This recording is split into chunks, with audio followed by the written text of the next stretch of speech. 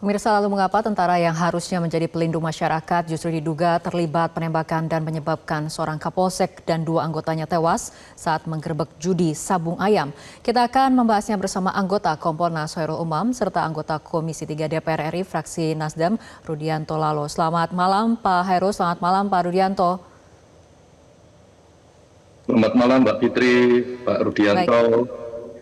Saya akan ke Pak Khairul terlebih dahulu. Ini Pak Khairul mengenai sampai ada korban tewas polisi 3 orang yang diduga ditembak oleh oknum TNI dalam penggerebekan judi sabung ayam. Kenapa sebetulnya hal ini bisa terjadi? Ya, yang pertama-tama kami Kompolnas mengucapkan belasungkawa yang sangat mendalam ya. Yang kedua begini sebenarnya, ini kan tugas resmi banyak fenomena judi dan sebagainya, termasuk juga judi berkedok sabung ayam ini. Nah, ya ketika memang mau digerebek dan lain sebagainya, ya ternyata memang ada peristiwa penembakan itu yang pada akhirnya memang diduga ada terkait dengan oknum anggota TNI. Nah, kalau lihat karakter kayak begini memang dan beberapa informasi yang masuk ya, kegiatan ini sifatnya terbuka begitu, kayak nantangin karena memang ada backingnya. Nah, oleh karenanya saya kira ya ini tugas kita semua. Yang pertama adalah memang menegakkan hukum. Kami senang ya ada koordinasi antara kepolisian dan TNI mengusut ini. Yang kedua, nggak hanya berhenti pada peristiwanya, tapi juga harus diusut tuntas soal senjata apinya. Ya, senjata api ini problem yang sangat serius. Kalau dia senjata organik, kenapa kok bisa keluar misalnya begitu. Kalau dia senjata rakitan, kenapa kok bisa didapat gitu. Nah, ini kan serius problemnya karena senjata api ini menjadi keprihatinan kita kalau dia beredar bebas karena itu ancaman terhadap keamanan kita semua, siapapun kita. Nah, oleh karenanya agar peristiwa ini tidak berulang kembali, kami memang mendorong agar ya siapapun pelakunya dihukum maksimal. Kenapa maksimal? Tidak hanya soal hilangnya nyawa, tidak hanya soal soal penggunaan senjata api, tapi ini sedang melawan negara, melawan tugas yang sedang dijalankan dalam konteks penegakan hukum. Saya nggak membayangkan kalau setiap kewenangan negara, setiap kewenangan penegakan hukum terus dilawan seperti ini, terus hukuman bagi pelakunya tidak maksimal. Ya itu meresahkan kita semua. Eksistensi negaranya jadi hilang. Oleh karenanya kami mendukung kolaborasi antara TNI sama polisi untuk memaksimalkan mengungkap peristiwa ini, terus membawa ke pengadilan dengan ancaman hukuman yang semaksimal mungkin, agar juga memberikan pelajaran pada siapapun ketika kewenangan dijalankan jangan dihalang-halangi, apalagi sampai hilangnya nyawa ini gitu. Oke, baik, saya akan ke Pak Rudianto mengenai pengusutan secara tuntas dan juga transparan kasus ini. Apakah kemudian dari DPR sendiri akan mengawal adanya penyidikan bersama joint investigation, terutama kemudian untuk menyelidiki, untuk mengidentifikasi apakah senjata yang digunakan organik ataupun kemudian rakitan? Pak Rudianto, bagaimana komentarnya? Yang pertama, kita mengecam keras, mengutuk keras peristiwa memilukan sekaligus memalukan. Ya, ini memilukan oleh karena alat negara yang ditugaskan untuk melindungi, mengayomi, melayani masyarakat dan penegakan hukum, yaitu anggota Polri yang sedang dalam menjalankan tugas ya mulia, karena mungkin ada laporan dari masyarakat, ada aduan masyarakat soal kejahatan sabung ayam dan sebagainya. Lantas kemudian dalam proses penegakan hukum itu justru mendapatkan perlawanan dari alat negara. Alat negara yang ditugaskan oleh negara sebenarnya untuk pertahanan dan keamanan anggota TNI. Inilah yang memalukan menurut saya, dan sampai kemudian menghilangkan 3 nyawa abdi negara atau pelayan bangsa. Kalau Polri itu kan sewakotama, rastra sewakotama, pelayan bangsa yang tugasnya memang melayani, melindungi masyarakat. Nah, inilah yang menurut saya perbuatan pelaku ini, saya setuju dengan Kompolnas untuk diberi sanksi tegas, ditindak tegas, ya hukuman maksimal, ya hukuman mati seumur hidup kalau perlu. Kenapa? Karena ini jelas-jelas melanggar sumpah Sabta Marga TNI sendiri, dan ini tindak pidana yang nyata dan jelas. Itu yang harapan kami dari mitra Polri Komisi 3. Dan pertanyaannya bagaimana proses pengusutan kasus ini? Tentu kita mendorong agar kasus ini bisa betul-betul transparan, terbuka, ya. Jangan ada yang ditutup-tutupi. Kita tidak mau kemudian meskipun anggota yang melakukan atau alat negara yang melakukan, lalu kemudian kesatuannya terkesan melindungi. Kapan itu dilindungi, maka yakin dan percaya peristiwa-peristiwa akan terjadi berikutnya. Harus ada efek jerah yang dilakukan oleh petinggi-petinggi. Yang kedua, di sini harus ada duduk bersama antara pimpinan elit kesatuan TNI Polri. Karena kejadian ini bukan pertama kali. Apa yang terjadi kemarin, bos rental juga dilakukan penembaknya oleh oknum TNI juga, ya, yang menewaskan masyarakat sipil. Kemudian perseteruan oknum-oknum Polri, TNI yang banyak terjadi. Saya kira ini harus dihentikan segera. Karena kembali ke kita masing-masing, kepada tupoksi masing-masing, agar tidak terjadi saling harus ada contoh keteladanan yang diberikan masyarakat. Bagaimana mau menjaga keamanan, ketertiban, lalu kemudian pelakunya adalah alat negara sendiri. Ini kan yang contoh buruk bagi masyarakat kita. Itu yang kita tidak harapkan sebenarnya oleh dua alat negara ini, TNI dan Polri. Kira-kira. Oke, saya akan kembali ke Pak Hoirul mengenai penegakan hukumnya karena terduga pelaku diduga berasal dari oknum TNI seperti itu. Proses penegakan hukumnya seperti apa? Apakah kemungkinan ataupun potensi ini kemudian diajukan dengan mekanisme hukum pidana di pengadilan sipil seperti apa, Pak Hoirul? Idealnya memang di pengadilan umum ya, karena ini kan bukan peristiwa operasi perang gitu ya, yang yurisdiksinya yurisdiksi pengadilan militer. Tapi memang kita punya hambatan, norma hukum kita masih pengadilan militer masih membuka peluang untuk persoalan-persoalan di luar operasi militer. Nah, jalan tengahnya sebenarnya juga sudah disediakan di KUHP kita, koneksitas gitulah.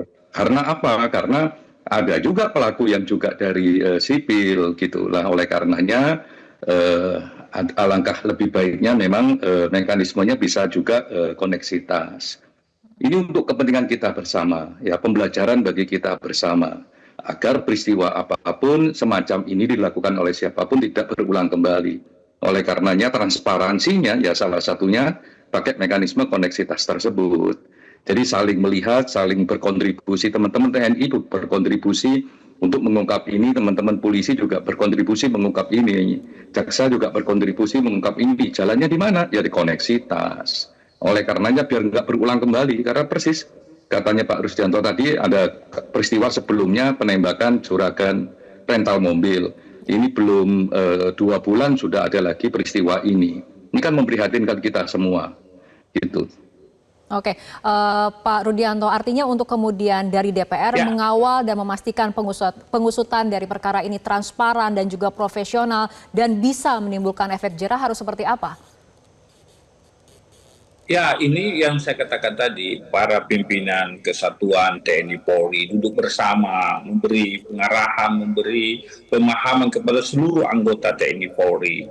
Sebagai alat negara masing-masing ada tupoksinya. Jangan kemudian polisi diberi kewenangan penegakan hukum, lantas kemudian di lapangan dia menghadapi pelaku-pelaku kejahatan yang juga mungkin dibekingi oleh alat negara. Ini kan problem kita. Bukan apa, soalnya ini ada senjata, masing-masing punya senjata. Kalau senjata ini digunakan, ya sudah saling bunuh. Dan ini yang memprihatinkan, ini yang saya sebut tadi, memilukan, sekaligus memalukan. Senjata dipakai bukan untuk saling nembak alat negara, tetapi dipakai untuk pelaku-pelaku kejahatan berat. Kan? Seperti itu filosofinya. Karena itu kita mau, ini tidak boleh dibiarkan setelah ini didiamkan. Harus memang ada penyelesaian komprehensif, pemahaman mulai level Panglima, Kapolri, sampai kepada Kapolda, Pangdam, untuk betul-betul bisa mengawasi semua prajurit-prajurit atau pasukan di bawahnya. Jangan lagi ada contoh buruk, karena ini soal keteladanan bagi masyarakat. Masyarakat menuntut ketertiban keamanan. Bagaimana mau aman, tertib, kalau pelakunya adalah misalkan alat negara? Itu kan yang jadi problem hari ini. Dan itu bukan 1-2 kali terjadi. Makanya saya katakan kalau mau diakhiri, dihentikan, harus sungguh-sungguh. Bagaimana sungguh-sungguhnya? Ya sanksi yang berat. setiap siapapun pelaku tanpa pandang bulu. Mau peradilan di militer, peradilan umum, pokoknya sanksi tegas. Ya, kalau seperti kemarin di peradilan militer dituntut seumur hidup. Wah, ini luar biasa. Meskipun di peradilan militer, tapi dituntut seumur hidup. Kita berharap karena 3 nyawa ini, apalagi ini adalah dalam sedang menjalankan tugas, harus sanksinya lebih tegas, lebih tinggi lagi dari seumur hidup. Kira-kira begitu, Pak. Baik, Pak Hoirul dari Kompolnas sendiri memantau agar keputusan ataupun pengusutan dari kasus ini kemudian memang transparan dan profesional seperti apa? Apakah kemudian dari Kompolnas juga sudah turun langsung ke TKP untuk melihat bagaimana kemudian kejadian ataupun di tempat perkaranya seperti apa? Ya, kami sedang mengumpulkan berbagai informasi ya, termasuk juga komunikasi dengan rekan-rekan di kepolisian, yang memastikan bahwa kerja-kerja mereka harus basisnya scientific investigation, gitu. Jadi memang berdasarkan tindakan ilmiah. Yang kedua, kami juga mendorong transparansi dan akuntabilitas karena itu bisa melihat sebenarnya prosesnya bagaimana. Karena Kompolnas ini kan punya batasan, dia tidak bisa juga menyentuh teman-teman TNI. Makanya kami memastikan ke teman-teman polisi agar profesional, transparan, dan pendekatannya ilmiah. Tapi lepas dari soal ini, peristiwanya, kami juga mendorong untuk serius soal senjata api ini. Gitu. Ini kan senjata api ini kan problem yang sangat serius di banyak tempat, ya, termasuk yang sekarang terjadi di Lampung ini. Kalau tidak ada satu investigasi yang sangat serius membongkar semua jaringan senjata api ini, mau ilegal, mau pabrikan ilegal, mau rakitan ilegal atau apapun, nah itu harus dibongkar. Nah, kami juga berharap rekan-rekan TNI juga bisa mengumumkan kenapa ada penggunaan senjata api ini. Baik, Apalagi Pak Hairul mengenai uji balistik sendiri. Peluru. Baik, Pak Hairul mengenai uji balistik sendiri kan saat ini kemudian sedang ditangani oleh TNI seperti itu. Jika kemudian ada pengusutan bersama ataupun joint investigation, sejauh mana kemudian polisi bisa ikut serta kemudian mengusut ataupun menguji balistik senjata yang digunakan? Ya, masing-masing punya alat uji balistik ya, dan sepanjang pengalaman kami lapor kepolisian itu lapor yang paling kredibel se-Asia Tenggara. Orang-orang Singapura macam-macam itu kalau urusan-urusan pelik ya datangnya ke Sentul sini kan, lapornya di Sentul. Nah, saya kira tidak hanya harus dengan teman-teman TNI, lapornya polisi itu lapor terbaik se-Asia Tenggara juga bisa digunakan. Ya, pendekatan ilmiah, alat apapun yang digunakan oleh siapapun yang punya, saya kira hasilnya akan sama. Sehingga bisa jadi joint investigation-nya juga menggunakan lapor kepolisian. Tapi kan kalau lapor kepolisian kan cuma mengidentifikasi sidik jari yang ada di senjata. Dan yang paling penting adalah senjata ini dari mana gitu kan. Yang pasti kan korban sudah ada matinya karena penembakan. Tapi senjatanya sendiri dari mana? Nah, ini PR kita semua. Ini kebutuhannya kita semua. Kalau ini adalah senjata rakitan ilegal seandainya gitu, atau ini senjata pabrikan ilegal, ya ini tugasnya polisi. Nah, kalau itu senjatanya didapatkan oleh TNI, misalnya anggota TNI yang sekarang sedang ditangkap, yaitu tugasnya teman-teman kepolisian TNI, ayolah join gitu untuk mengungkap ini. Ini kepentingan kita bersama. Baik, Pak Hairul dan juga Pak Rudianto, kita tunggu saja pengusutan secara tuntas dan kita harapkan dapat dilakukan secara transparan dan juga profesional. Terima kasih Pak Hairul Anam dan juga Pak Rudianto telah berbincang bersama kami malam hari ini.